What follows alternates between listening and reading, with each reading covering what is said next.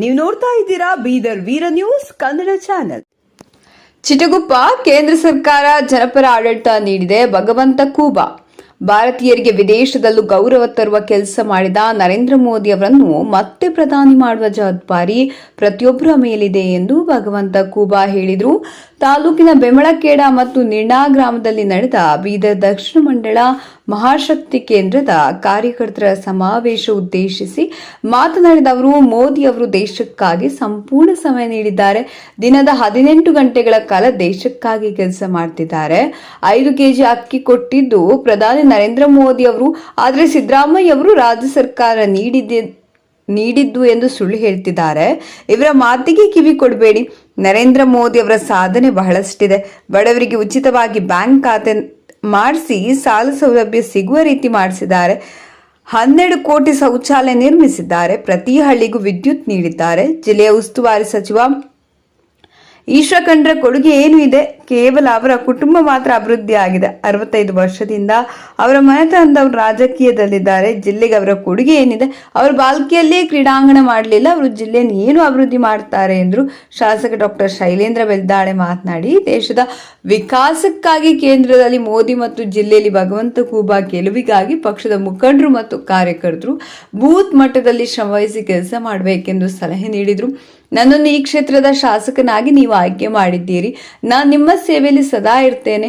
ಮುಂಬರುವ ಲೋಕಸಭಾ ಚುನಾವಣೆಯಲ್ಲಿ ಜೆಡಿಎಸ್ ಮತ್ತು ಬಿಜೆಪಿ ಜಂಟಿಯಾಗಿ ಚುನಾವಣೆ ಎದುರಿಸುತ್ತಿದ್ದೇವೆ. ಈ ಬಾರಿ ಬೀದರ್ ದಕ್ಷಿಣ ಮತಕ್ಷೇತ್ರದಲ್ಲಿ 1 ಲಕ್ಷಕ್ಕೂ ಅಧಿಕ ಮತಗಳನ್ನು ಬಿಜೆಪಿ ಪಕ್ಷಕ್ಕೆ ಹಾಕಿಸಿ 3ನೇ ಬಾರಿಗೆ ಭಗವಂತ ಖೂಬಾ ಅವರನ್ನು ಸಂಸತ್ತಿಗೆ ಕಳಿಸುವ ಜವಾಬ್ದಾರಿ ಮತ್ತು ನರೇಂದ್ರ ಮೋದಿ ಅವರನ್ನು 3ನೇ ಬಾರಿಗೆ ದೇಶದ ಪ್ರಧಾನಮಂತ್ರಿ ಮಾಡುವ ಜವಾಬ್ದಾರಿ ನಮ್ಮೆಲ್ಲರದಾಗಿದೆ ಎಂದು ಹೇಳಿದರು.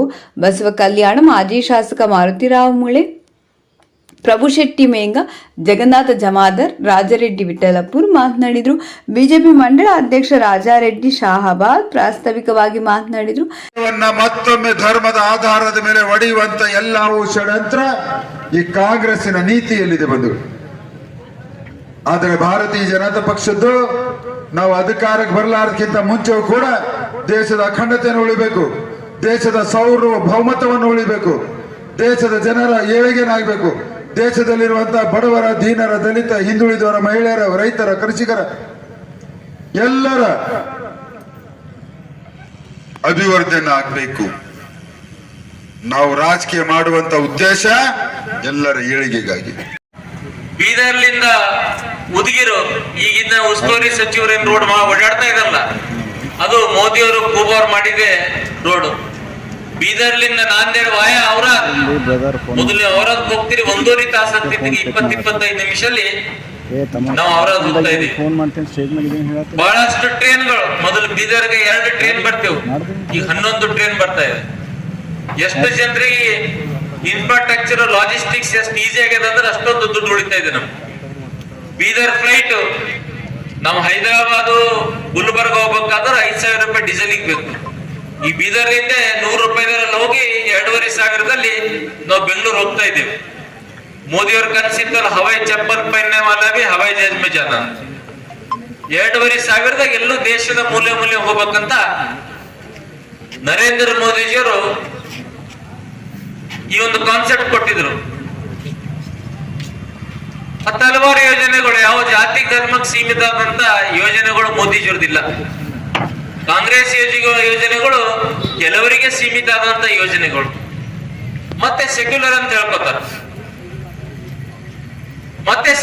ಹೇಳ್ಕೊತಾರ. ನಮ್ಮ ಉಜ್ವಲ ಯೋಜನೆ ದೇಶದ ಎಲ್ಲಾ ಮಹಿಳೆಯರಿಗೆ ಸಿಕ್ಕದ, ಯಾವುದೇ ಸಮಾಜ ಇರ್ಲಿ. ರೈತರಿಗೆ 6,000 ರೂಪಾಯಿ ಕಿಸಾನ್ ಸಮ್ಮಾನ್ ಯೋಜನೆ, ಅದು ಎಲ್ಲಾ ಸಮಾಜದವರಿಗೆ ಸಿಕ್ಕಿದೆ. 6 ಮತ್ತೆ ಯಡಿಯೂರಪ್ಪ ಸಾಹೇಬರು ಮುಖ್ಯಮಂತ್ರಿ ಇದ್ದಾಗ 4,000, 10,000. ಈಗ ಬಂದ್ ಮಾಡ್ಯಾರ ಇವ್ ನಮ್ಮ ಸಿದ್ದರಾಮಯ್ಯನವರು, ಅದು ಬೇರೆ ಮಾತದ.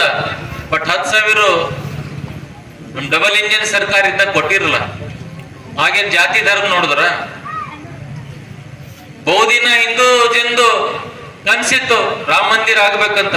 550 ವರ್ಷ ಬಾದ ರಾಮ ಮಂದಿರ ನಿರ್ಮಾಣ ಆಯ್ತು. ಒಳ್ಳೆ ಸ್ಟ್ರಾಂಗ್ ಡಿಸಿಷನ್, ಸ್ಟ್ರಾಂಗ್ ಲೀಡರ್ಶಿಪ್ ನಮ್ಮ ದೇಶಕ್ಕೆ ಅದು ಮೋದಿಜಿಯವರೇ ಕೊಟ್ಟಾರ. ಇನ್ನ ಏನು ಬಾಕಿ ಸ್ವಲ್ಪ ಉಳ್ದೋ, 3ನೇ ಬಾರಿ ಪ್ರಧಾನ ಮಂತ್ರಿ ಆಗೋದು ಯಾರ್ಲಿಂದ ತಡೆ ಸಾಧ್ಯನೇ ಆಗಲ್ಲ.